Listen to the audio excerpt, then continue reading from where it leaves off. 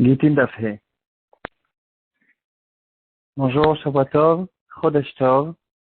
Tout au long du début de la Masechet, la Gemara elle traite longuement le sujet du témoin qui est venu d'un autre pays et qui doit prendre la responsabilité de la cacheroute du guet qu'il est en train de ramener. La Gemara, elle essaie de faire un raisonnement pour essayer de savoir comment ça se fait qu'on croit ce témoin alors que de manière générale, on ne croit jamais un seul témoin. Tout le temps, dans le bâti d'Inim, il faut 2 témoins pour qu'on puisse les recevoir. La Gemara dans Daf Bet Amud Bet, elle fait un raisonnement là-dessus, mais en fait toute la Suga elle est basée sur ça. Et en fait aujourd'hui on va essayer de développer, c'est plutôt un shour de Iyun, le sujet de Edecha Neeman Beisturim. Un témoin, il est Neeman en ce qui concerne les Isturim. Qu'est-ce que c'est cette halakha, d'où elle vient, quelle est l'origine de cette halakha? C'est une Suga qu'on étudie dans les Shivot Beiyun. On peut passer des semaines et des semaines dessus. On va juste essayer de donner quelques points généraux, et essayer de voir un petit peu les cas principaux de cette halakha.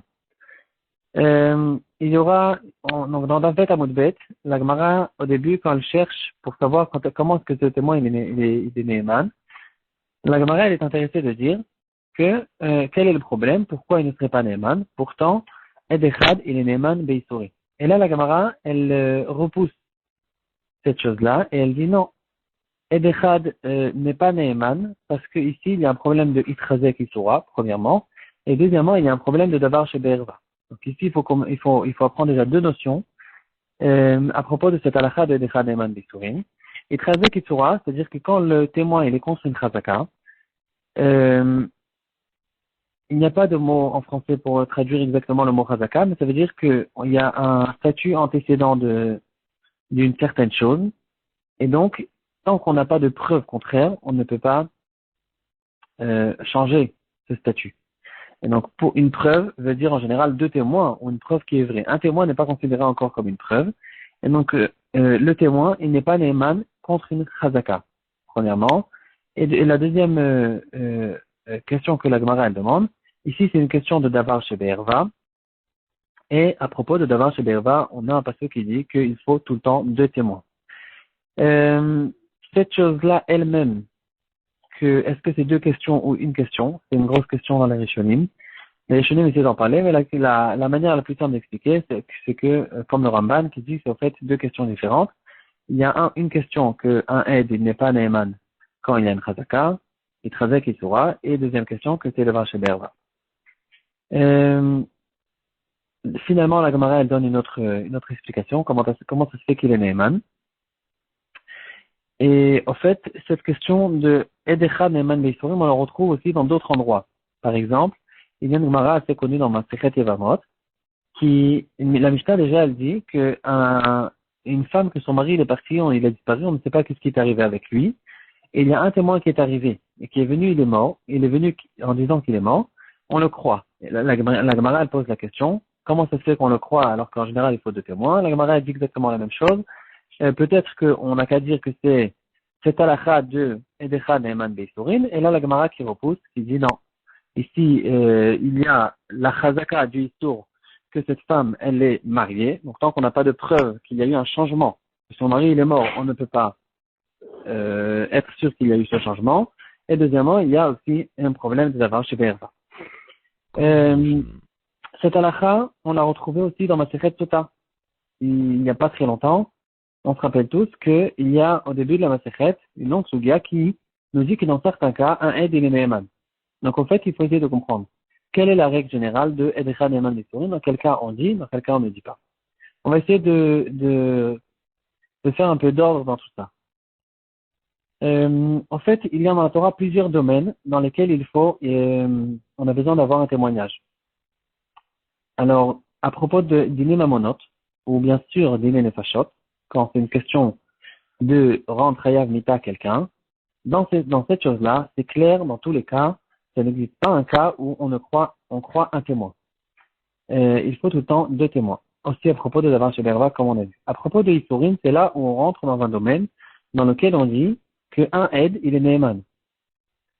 quelle est l'origine de cette halakha? Et on va voir plusieurs exceptions là-dessus. Alors, Rashi chez nous, et dans Yevamot aussi, il dit que cette halakha vient d'une svara. Ça vient d'une svara. On la connaît toute seule, parce que c'est impossible que la Torah ne croit pas un témoin, parce que si on ne pouvait pas croire un témoin, il n'existe pas une possibilité que quelqu'un il mente, même chez lui à la maison, dans le cas où c'est sa femme qui a préparé le repas, ou même chez quelqu'un d'autre. Quelqu'un qui ne sait pas faire la shrita, il est obligé de faire confiance à quelqu'un, etc., etc. C'est impossible, c'est invivable. Et donc, si c'est comme ça, c'est sûr que la Torah nous a permis, et il faut dire que dans ce qui concerne les historimes, on croit un témoin. Tosfot, chez nous et encore dans d'autres endroits, il pose la question que pourtant, la preuve que Rashi il nous dit, c'est une sevara, à cause du fait qu'on fait confiance à quelqu'un qui a fait le maaser et la shrita, etc. Tosfot, il dit, non, ici, il y a une svara spéciale pour laquelle il y a une raison de le croire. Ça, c'est ce qu'on appelle biyado. Biyado, ça veut dire il a la possibilité de le faire, donc il n'a pas de raison de mentir. Et donc, c'est ça la raison pour laquelle on le croit. On dit qu'il ne ment pas parce que puisqu'il a la possibilité de faire le maaser, il n'y a pas de raison qu'il mente et qu'il dise et qu'il me donne un repas qu'il n'a pas eu le maaser. Et là, tout ce qu'il dit, et on apprend ça dans le pasuk. Cette chose-là, cette halakha que Decha Deman Meisurim, on apprend dans le pasuk, c'est écrit à propos de Nida, Vesafrala Shivat Yamim. Elle se compte à elle, le mot là veut dire de manière personnelle, les 7 jours, et ensuite elle sera théora. Comment est-ce que on peut la croire? Et ici on voit clairement, on dirait qu'on voit clairement dans le pasuk que Edechad, il est Neeman en ce qui concerne les Histurim. C'est pas une question de Mamonot, c'est pas une question de Mefashot, c'est une question de Histurim, et c'est la raison pour laquelle on la croit. Le Ramban, il pose la question, il dit si c'est comme ça, alors il devrait avoir une Neemanut, un témoin, même quand c'est contre une Chazaka, parce que ici c'est devenu contre une Chazaka. La réponse que Tosfot il peut donner, c'est que c'est pas considéré vraiment qu'il y a une Chazaka, parce que la nature elle est qu'il y a des changements dans ces choses-là, et donc c'est pas vraiment contre une Chazaka. Une autre question qui a été relevée, est-ce que le Nida c'est considéré comme d'avoir chez Berva ou pas? On ne va pas rentrer là-dedans.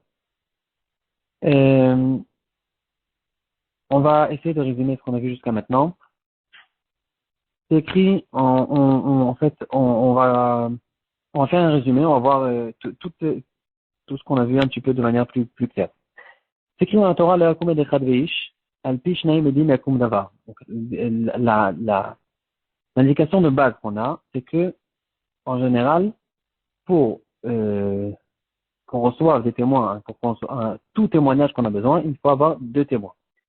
Ça, c'est une règle générale qui a été dite à propos de Dine Mamonot et Dine Nefashot. Ici, au fait, on retrouve quelque chose de très intéressant, que la Torah elle-même, elle reconnaît qu'il y a des différents domaines. On peut, par exemple, on connaît tous dans le Shulchan Aruch, il y a la partie Rosh Mishpat, la partie Even Haezer, etc. Dans le Ramban, c'est réparti d'une autre manière, mais en tout cas, on peut croire au fait que c'est une répartition qui a été faite que pour des questions de pratique. Mais non. Ici, il y a des domaines que la Torah elle-même, elle reconnaît qu'il y a des différences dans ces domaines. La Torah, elle te dit, dans les Nimonot, dans les Nefashot, attention, il faut 2 édim. Par contre, dans ce qui concerne les Historim, là, tu peux t'appuyer sur un témoin. À propos des dîners Mamonot et des dîners Nefashot, on a vu plusieurs exceptions dans lesquelles, malgré que c'est une question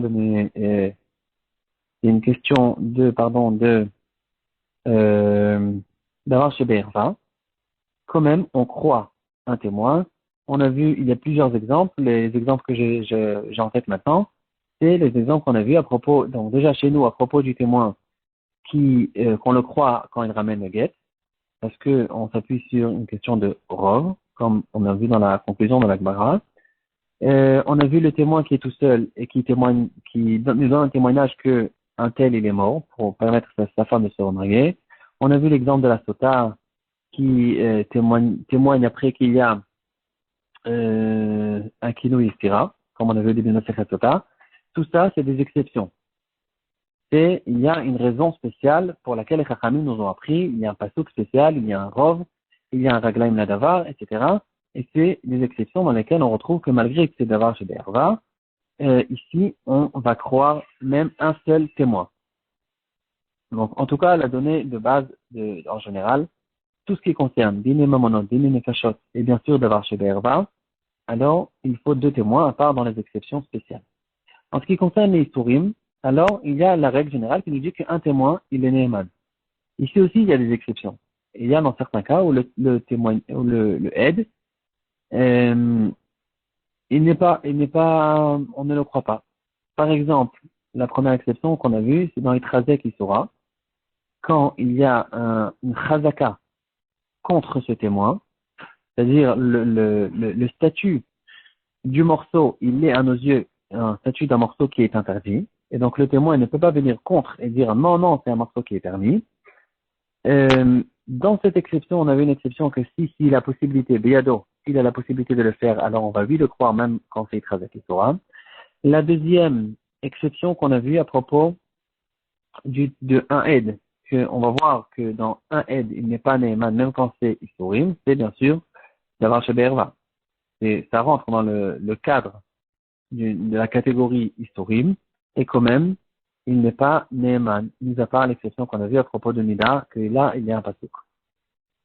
Voilà, j'espère que j'étais assez clair. En tout cas, c'est ça les choses générales qu'on voit à propos de cette question. Il faut toujours, quand il y a une question qui arrive devant nous, il ne faut pas essayer de lancer, on a des fois un peu une tendance, on a une tendance de essayer de lancer les savoirs à droite à gauche. En fait, il faut tout le temps regarder le cas qu'on a devant nous et de savoir qu'est-ce qu'on a. D'abord, dans quel domaine on se trouve. Est-ce que c'est une question, c'est un domaine de dîner mamonot, dîner nefashot? Est-ce que c'est une question de Isurim? Et là, on rentre dans les Isurim. Est-ce qu'on a un rov, on a une chazaka, on a une ziratakatou, on a un raglan nadavar, est-ce que c'est un deroïta, un derabana, etc. Tout ça, il faut tout calculer en un coup pour essayer de trancher la halakha avant tout ça. Quand quelqu'un, par exemple, il rentre dans un restaurant, il s'appuie sur le Hersher. On parle bien sûr d'un Hersher, pas un Hersher rigolo, un Hersher sérieux, mais même dans les Hersher sérieux, c'est basé au fait sur cette halakha. On ne peut pas ramener deux témoins qui viennent devant chaque personne, qui lui mettent une assiette devant lui sur sa table, et que ces deux personnes lui fassent un témoignage, et qu'en plus il faut amener un bedin, donc il faut amener trois personnes encore, et qu'il y ait ici un témoignage clair qui dise, attention, voilà, la salade, il y a eu le maaser, ça c'est pas orla, ça a été, il y a eu la shrita, et puis après il y a quelqu'un qui a fait la melcha, etc. C'est impossible. Donc, c'est basé au fait sur cette halakha qui nous dit Ed Echad Neeman Beisourim. Et après, dans les poskim, il y a les complications. Qu'est-ce qu'il en est dans un cas, par exemple, où il y a une double face. Il y a le côté Issou et il y a le côté d'Inemamonot, par exemple. Un exemple, quelqu'un qui dit, regarde, ici tu as des cruches de vin, et pendant que tu as des bouteilles de vin, pendant que tu es sorti, il y a un goy qui a touché toutes les bouteilles. Est-ce que c'est une question de mamonot ou c'est une question de Issourim? La première question, en fait, c'est une question de Issour. Est-ce que ce vin, il est permis ou il est interdit? Mais finalement, il est en train de lui faire perdre des sommes astronomiques. Donc, il y a aussi un côté mamonot. Est-ce qu'on le croit ou on ne le croit pas? Ou bien, il y a, encore pire que ça, une halakha qui dit palginan. À propos des Issourim, on va le croire. À propos des mamonot, on ne le croit pas. C'est la force de la halakha. On le croit à propos de quelque chose et pas à propos de quelque chose d'autre. Ou bien dans le cas où quelqu'un il témoigne que Edut Isha, il témoigne à propos du mari qui a disparu, il témoigne qu'il est mort. Alors cette femme elle a besoin de se remarier et elle est intéressée aussi de recevoir la ktuva. Les enfants ils sont intéressés d'hériter cette personne. Alors il y a ici le côté mamonot. Ici on fait aussi cette séparation. On dit à propos de la femme elle peut se remarier, mais en tout ce qui concerne les dîners mamonot, ici on n'a qu'un témoin et il n'est pas né maintenant. Voilà, on a essayé un tout petit peu de toucher un tout petit peu cette très très longue sugia, très forte sugia. Mais quand même, on a vu une vue d'ensemble à propos de ces choses-là.